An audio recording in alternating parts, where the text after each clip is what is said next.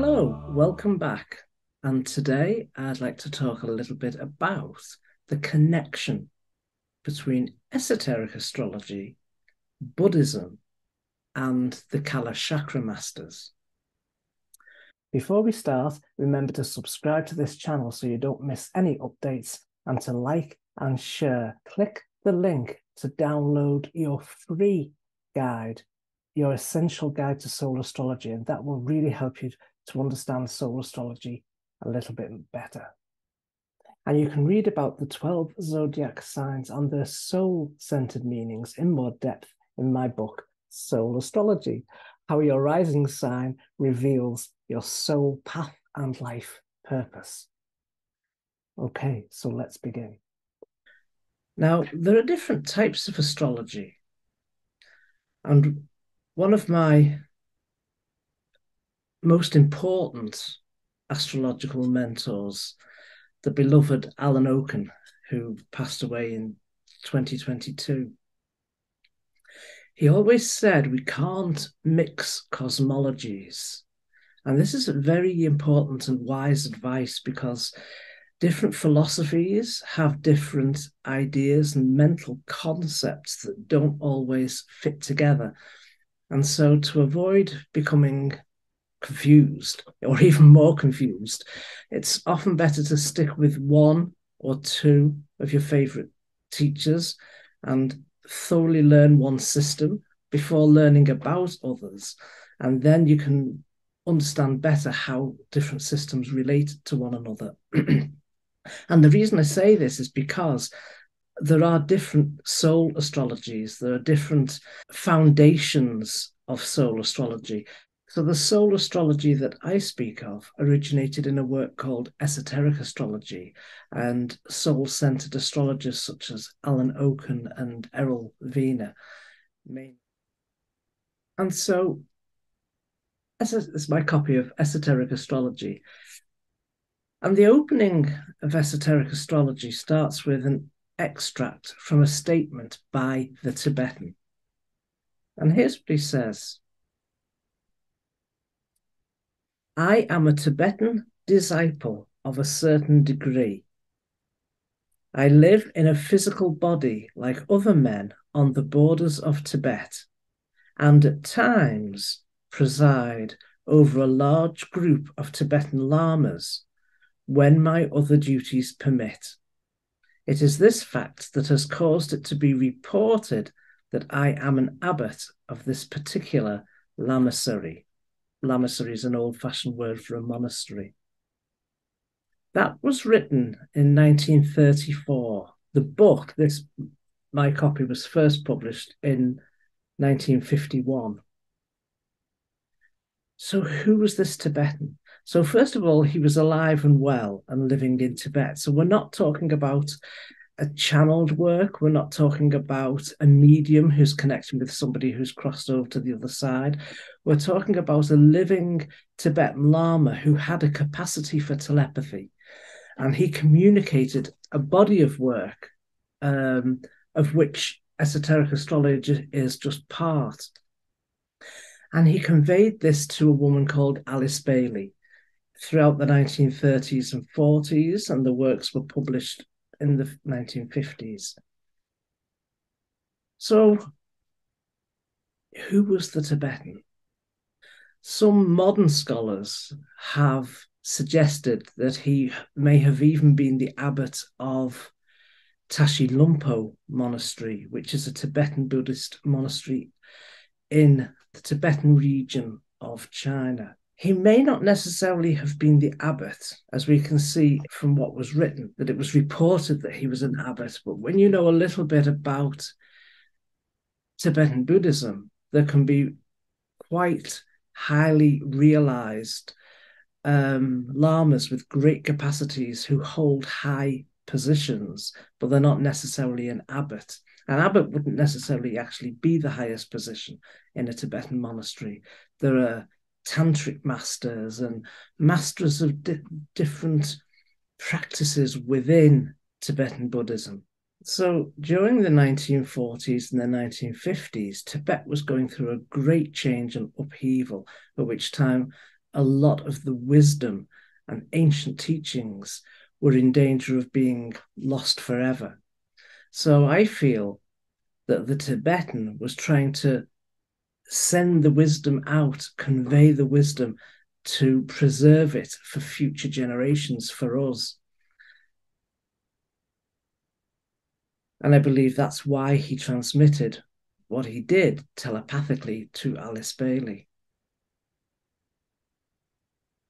It's interesting when you look at esoteric astrology, you can read this whole book from cover to cover, and you won't see a birth chart.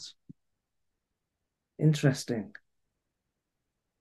So I often contemplate what is the essence of what the Tibetan was trying to convey.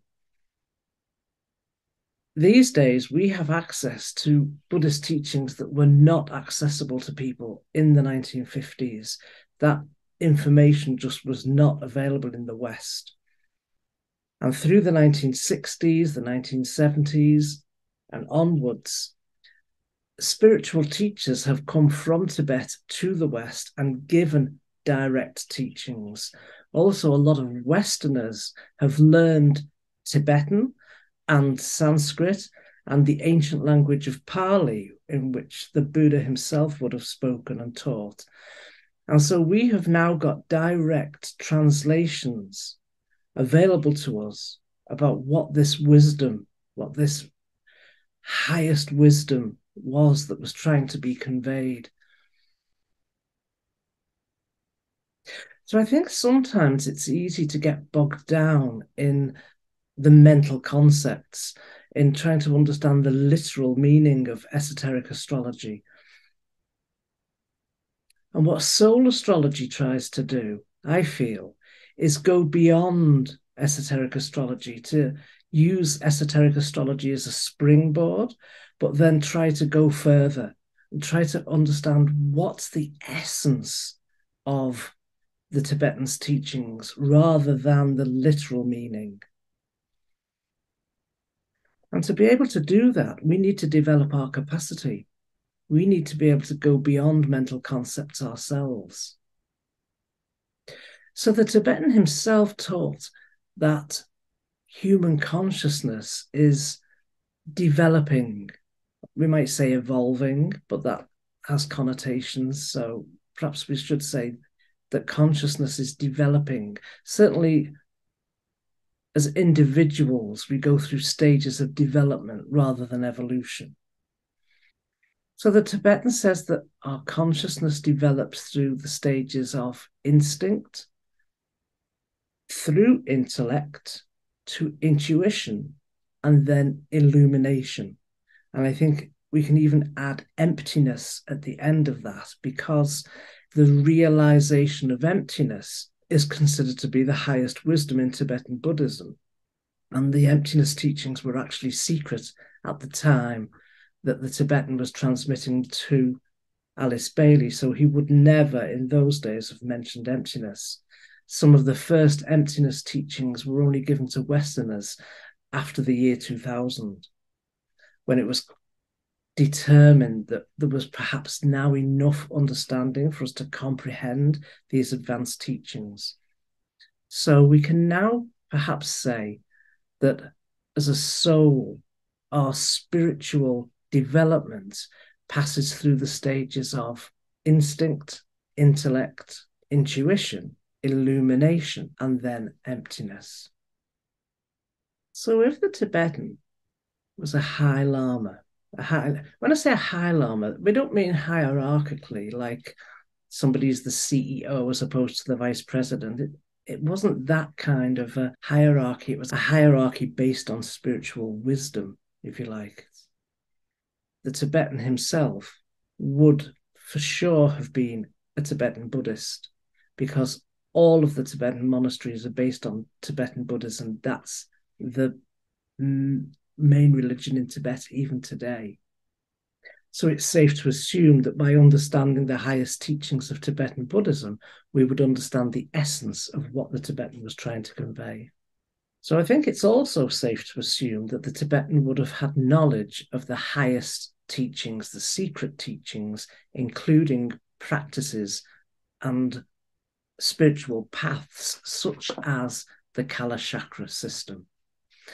Now, some of you know of my fascination with the Kalachakra Masters. The Kalachakra Masters are said to be highly realized yogis with great spiritual capacities. And the word Kalachakra is Sanskrit for wheel of time. So within Tibetan Buddhism, the Kalachakra Masters were great yogis with phenomenal, unbelievable spiritual realizations, human capacities and potential that we can't even conceive of. And they were phenomenal astrologers. But the Kalachakra Masters didn't have ephemerides, they didn't have tables, they didn't have charts. It's said that the Kalachakra Masters could go into a dark cave. There's something in Tibetan Buddhism, actually, which is called dark light practice, where you go into a completely darkened room. There's no light allowed in at all. And over time and with meditation, you begin to perceive your own inner light. Well, the Kalachakra Masters are said to be able to stay in a dark cave. And from there, their mind, their own mind would open up and they could perceive the true nature of reality and the universe. And so from there, that's where they gained a deeper understanding of the cosmos. That's where they understood how stars and planets and the planetary energies related to one another. So if a Kalachakra master wanted to know about Mercury, he would send his consciousness to Mercury and connect with the consciousness of Mercury. If he wanted to know about Jupiter, his consciousness would connect with the consciousness of Jupiter. And that's how the Kalachakra Masters knew so much about the universe. So in esoteric astrology, the Tibetan talks a lot about rays and energies. And I don't comment much on these because I don't have direct experience yet in my own capacity of these rays and energies. I've read books. I could talk about them intellectually. And I don't know how helpful that is at this time because we live in an age of information. Information is crashing up against itself, opposing ideas crashing up against one another on a daily basis. And it's really difficult for us to stay in a place of peace with all this information swirling around. And I don't think that's what the Tibetan would have wanted. I don't think the Tibetan transmitted this information to make things more difficult for us during these difficult times. And so that brings me to meditation. The only way that we can develop the capacities such as the Kalachakra Masters have is through the practices that the great lamas, yogis, and Kalachakra Masters suggest, and that begins with meditation. So to practice meditation correctly, we need to know what meditation is. And there are all kinds of ideas these days about meditation. But the bottom line is that correct meditation should help you to become familiar with your own mind. Meditation is really about stabilizing your mind and understanding the true nature of mind. The real true purpose of meditation is stability and clarity of mind. So in a nutshell, soul astrology comes originally from esoteric astrology. Esoteric astrology was transmitted telepathically by the Tibetan. In order to really understand esoteric astrology and the teachings of the Tibetan, we need to transcend intellect and open up our intuition. And that happens through deeper and deeper meditation, whereby we can increase our capacities to perceive energies directly, and only through becoming very experienced meditators will we ever come close to the capacities of the great Kalachakra Masters, who could perceive the universe and the astrological energies directly. And when we're at that level, then astrology becomes a language for describing the energies that we're perceiving. I'll leave some links below that I think you'll find interesting. And that's all for now. Enjoy your journey with Soul Astrology. Remember to click the link below to download your free guide and learn more about Soul Astrology. And when you're ready to go deeper, have a look at my book, Soul Astrology, How Your Rising Sign Reveals Your Soul, Path and Life Purpose. That tells you a lot more about the soul purpose of each of the 12 signs. I hope you've enjoyed this video, and if you love Soul Astrology, remember to like and share and subscribe to this channel. See you next time.